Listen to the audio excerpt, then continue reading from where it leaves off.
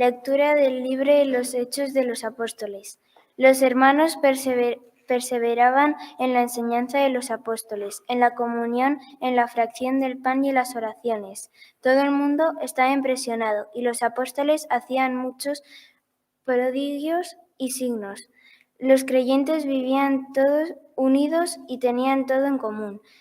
Vendían posesiones y bienes y lo repartían entre todos, según la necesidad de cada uno. Con perseverancia acudían a diario al templo con un mismo espíritu. Partían en pan en las casas y tomaban el alimento con alegría y sensatez de corazón. Alababan a Dios y eran bien vistos de todo el pueblo. Y tras días y días el Señor iba agregando a los que se iban salvando. Palabra de Dios.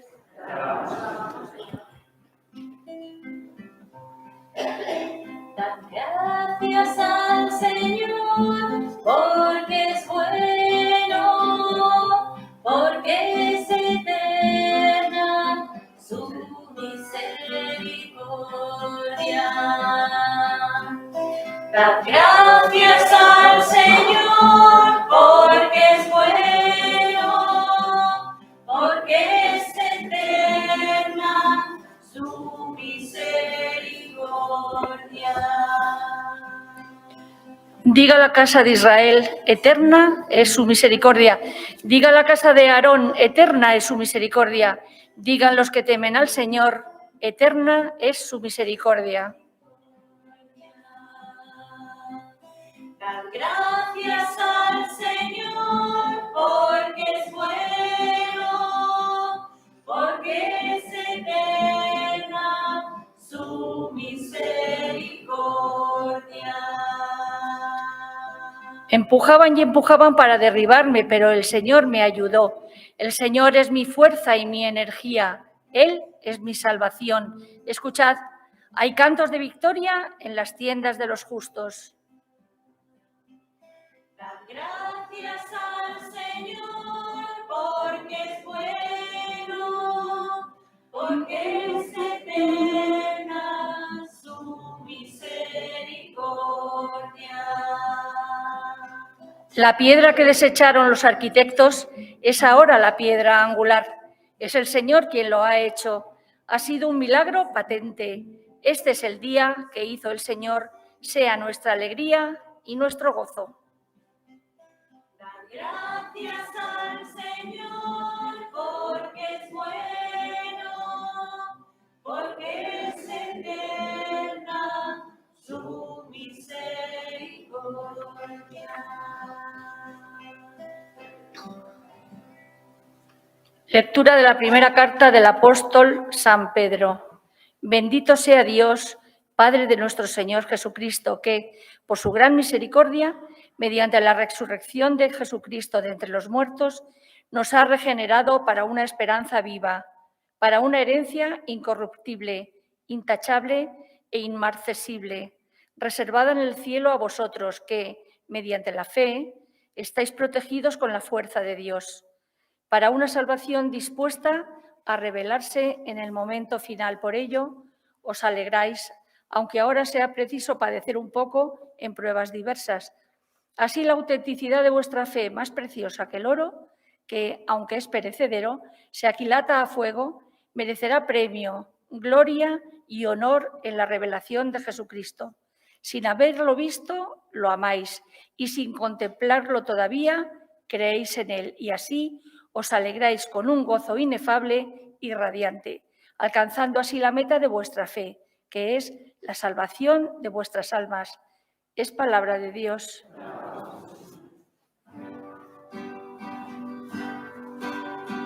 Escucha el aire mientras la mañana azul muestra en el cielo todo el resplandor de Dios. Nuestras voces gritarán, unidas siempre.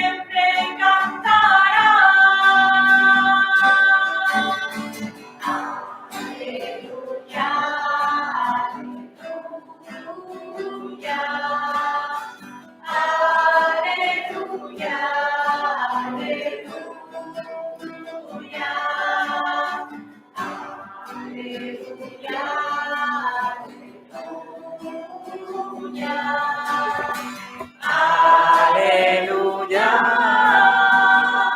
aleluya.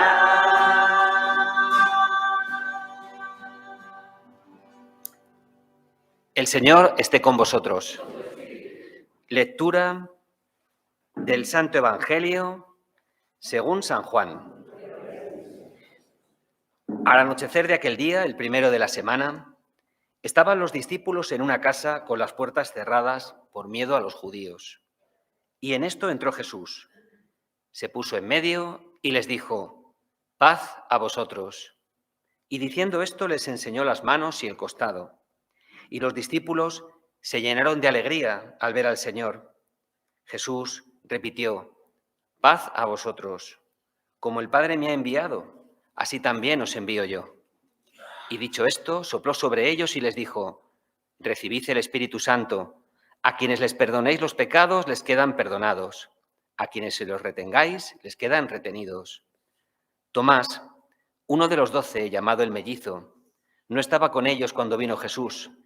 Y los otros discípulos le decían: «Hemos visto al Señor». Pero él les contestó: «Si no veo en sus manos la señal de los clavos, si no meto el dedo en el agujero de sus clavos y no meto la mano en su costado, no lo creo». A los 8 días estaban otra vez dentro los discípulos y Tomás con ellos. Llegó Jesús estando cerradas las puertas y se puso en medio y dijo: «Paz a vosotros». Luego dijo a Tomás: «Trae tu dedo, aquí tienes mis manos. Trae tu mano, métela en mi costado y no seas incrédulo, sino creyente». Contestó Tomás: «Señor mío y Dios mío». Jesús le dijo: «Porque me has visto, has creído. Bienaventurados los que crean sin haber visto». Muchos otros signos que no están escritos en este libro hizo Jesús a la vista de sus discípulos. Estos han sido escritos para que creáis que Jesús es el Mesías, el Hijo de Dios, y para que creyendo tengáis vida en su nombre. Palabra del Señor.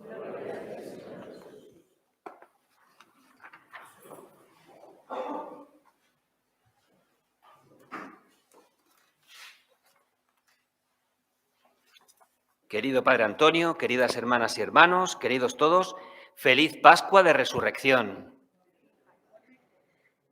El momento cumbre de la vida del cristiano y de la vida de la Iglesia, en el que la Iglesia nos propone reflexionar sobre las 2 apariciones más importantes que tiene Jesús con sus discípulos. Una, justo, la celebramos hoy porque se cumple a los 8 días de la resurrección del Señor, la otra, una semana posterior, ¿no? Y seguro que habéis leído este pasaje muchas veces y seguro que hemos reflexionado sobre los miles de detalles que tiene, pues cómo estaban los discípulos, pues, cómo estaba Tomás, qué hace el Señor. Bueno, solo por recordar un poco, ¿cómo están los discípulos? ¿Cómo os parece que estaban los discípulos? ¿Alegres?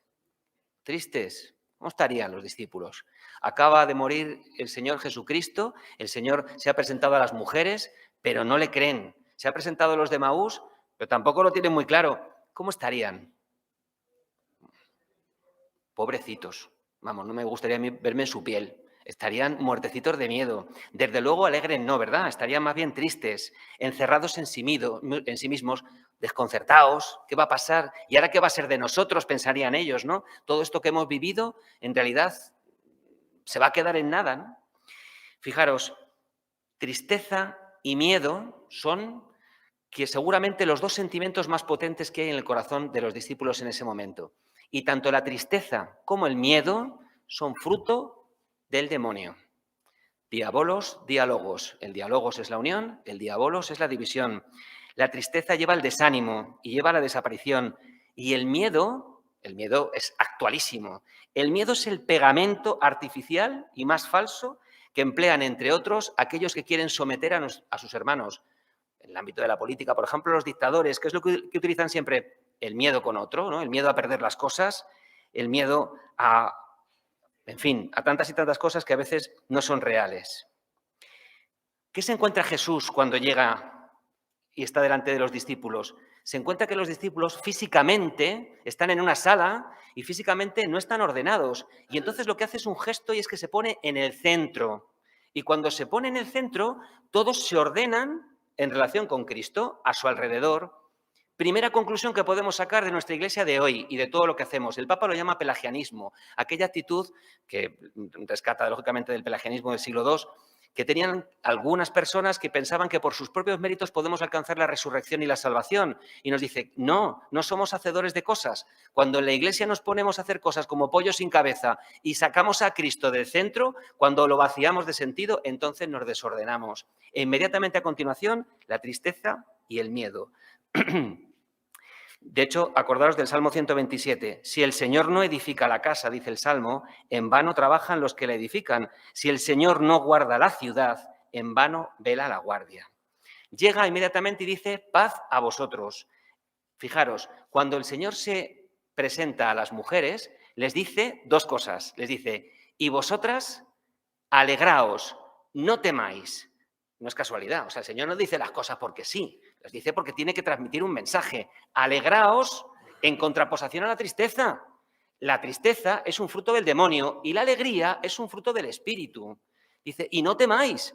El miedo es una herramienta del demonio y la valentía, el arrojo, es un fruto del Espíritu. Alegraos, no temáis. Yo muchas veces pienso, ¿puede un cristiano ser pesimista? Pues no, un cristiano no puede ser pesimista, porque nuestro Señor Jesucristo no es pesimista.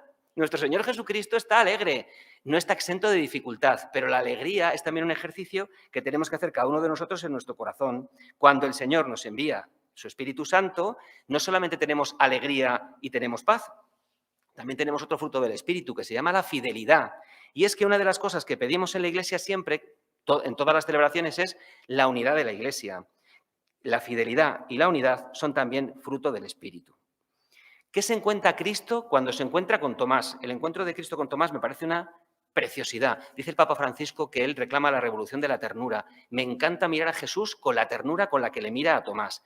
¿Quién es Tomás? Mirad, vamos a acordarnos un poquito de los capítulos anteriores de Tomás. Tomás es el que en la resurrección de Lázaro, cuando es llamado a la casa y le dice Jesús que tienen que ir a Jerusalén, Tomás echa las manos a la cabeza y piensa... Y lo dice, dice, vamos a ir a Jerusalén a morir con él. Esto es lo que dice, lo dice con literalidad en el versículo. Es decir, él está desasosegado y inevitablemente transmite su desasosiego al resto. Santo Tomás es el mismo que en el cenáculo, cuando el Señor les dice, no se turbe vuestro corazón, no temáis, creed en Dios y creed también en mí. Les dice el Señor, en la casa de mi Padre hay muchas estancias, si no, os habría dicho que voy a prepararos un lugar. Y cuando vaya y os prepare un lugar, volveré y os tomaré conmigo para que estéis conmigo, dice el Señor. Y Tomás, ¿qué le dice? Agárrate que vienen curvas. Dice, Señor, no sabemos a dónde vas. ¿Cómo podemos saber el camino? Otra vez, Tomás tiene en su sensación desconcierto. Pero le arranca al Señor una frase que repetimos muy a menudo. Yo soy el camino y la verdad y la vida.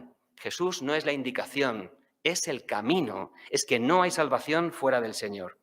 Yo últimamente pienso mucho en esto de la inteligencia artificial. ¿Habéis oído esto de la inteligencia artificial? Dicen que ahora los alumnos se meten en el ChatGPT, meten una serie de palabras, te sale allí el trabajo completo, debe ser la caña de España.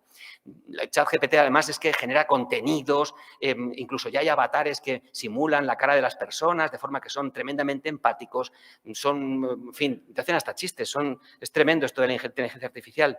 Pero ¿sabéis lo que pienso? Que todo esto, este mundo avanza a veces muy deprisa.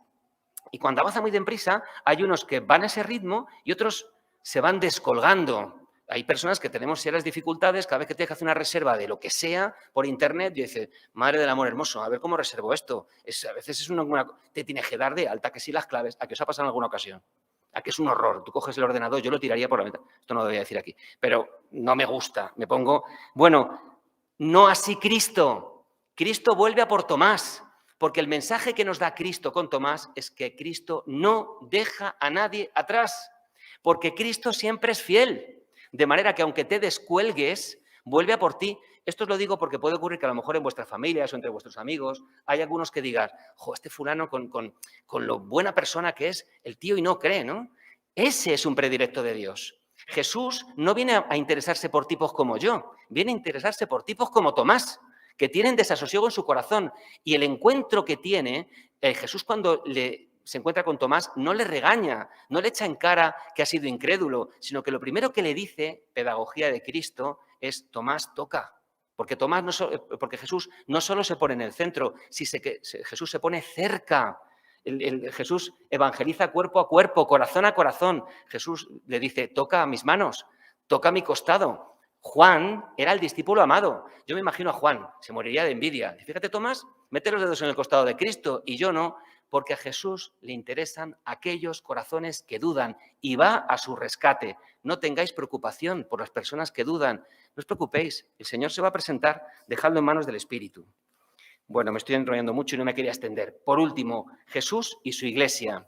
¿Cómo se encuentra Jesús a su iglesia? Bueno, pues mirad, fijaros que Jesús, todas las apariciones que tiene, las hace o en comunión con su iglesia o siendo conducido hacia ella.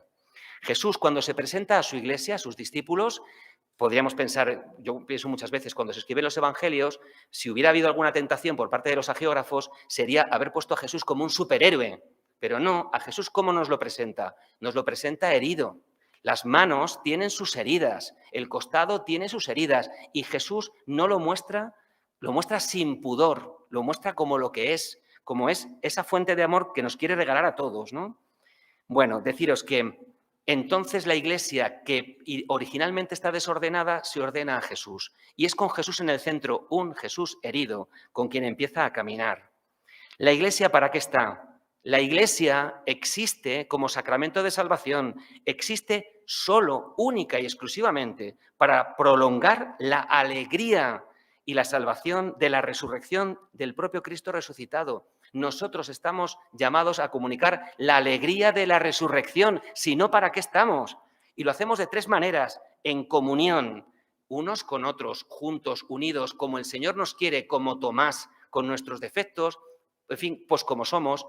Y no os olvidéis de esto, que sean uno, Padre, como tú y yo somos uno, para que el mundo crea. Yo muchas veces pienso, ¿y ese mundo por qué no cree? ¿Sabéis por qué no cree? Porque no somos uno. Porque si fuéramos uno, el mundo creería. En esto sabrán que sois discípulos míos, en que os amáis. Comunión. Segundo, participación. Cristo no es para mí y solo para mí. Tomás le toca las llagas, pero Jesús tiene su plan para todos y para cada uno. Participar a Cristo. Y por último, lo más difícil de todo que hace la Iglesia, transformarse y transformar.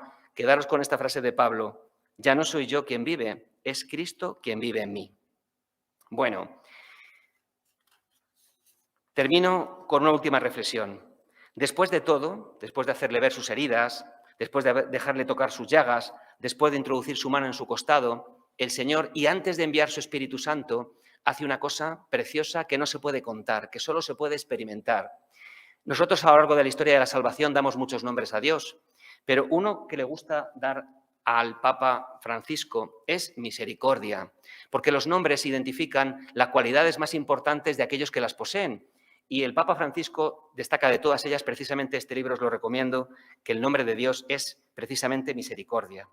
Después le dice que la expresión más grande de un converso es la que dice Tomás, Señor mío y Dios mío. Y es que nadie se salva solo. Al Señor le dicen en 3 ocasiones: sálvate a ti mismo. Primero los sacerdotes, luego la gente que le condena, finalmente el crucificado. Nadie se salva a sí mismo, todos nos salvamos por Él. Pues esto es lo que pido para vosotros y para mí, que el Señor nos envíe su Espíritu Santo para vencer la tristeza y el miedo, para poner a Jesús en el centro, que nos apremia a encontrar nuestro lugar y no a ser unos desubicados, que nos permita encontrar la paz a nosotros, la unidad, esa unidad que permite que nadie se quede atrás, que nos permite tocar las llagas de Jesús, protegernos en su costado, especialmente frente a su adversidad. Saber que no somos un verso suelto, que pertenecer a otro no es perder soberanía, sino participar de la soberanía de aquel que nos quiso así, unidos en su Iglesia, para que seamos uno. Que el Señor nos envíe su Espíritu Santo para experimentar la resurrección y la misericordia, con el perdón de los pecados que concede a través de sus ministros, de sus sacerdotes, y después pronunciar tan alto como nos permita nuestra voz y nuestro corazón: aquí estoy, Señor, con mi Iglesia, para cumplir tu voluntad. Señor mío y Dios mío. Amén.